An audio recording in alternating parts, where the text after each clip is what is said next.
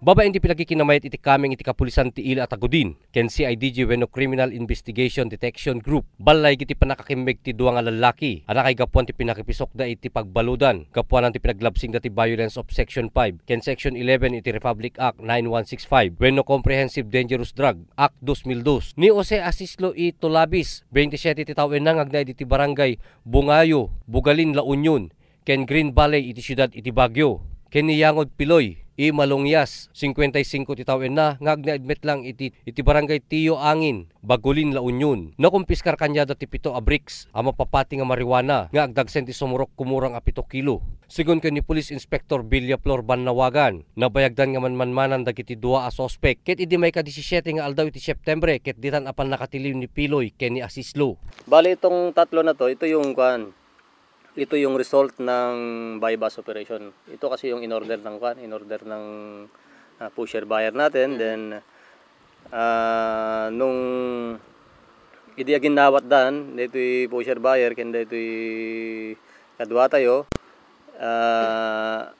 idi na itednan in kuan na miten ti kuan in deklara nga isuna ke police isuna, then ina-inform with the rights da.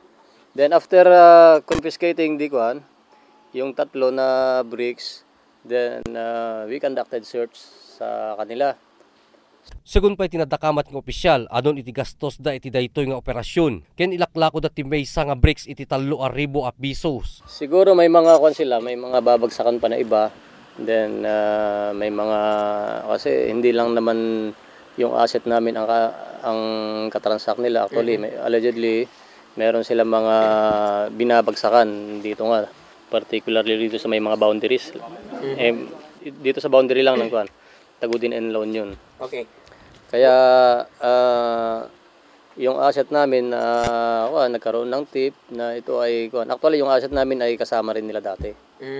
Kasama rin nila dati, then pumunta sa amin dahil sa siguro hindi niya na kuan, hindi niya na nasisikmura, hindi niya na kaya yung mga transaction na ganyan. At pumunta sa amin, then we set an entrapment. Okay. Dagiti mapapating marijuana ket umay da kumailako ditoy probinsya tayo kang ronaan na syudad Tibigan. Paano sir?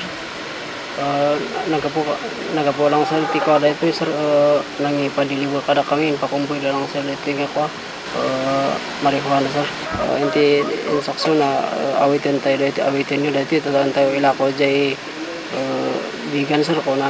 Nakunamit ni Piloy gapuan ng takaawan ti kwartana, ket uso ti gapunan no api nga simurot, ken kunada nga pagbibingayan ta kanon di kiti paglakwanda.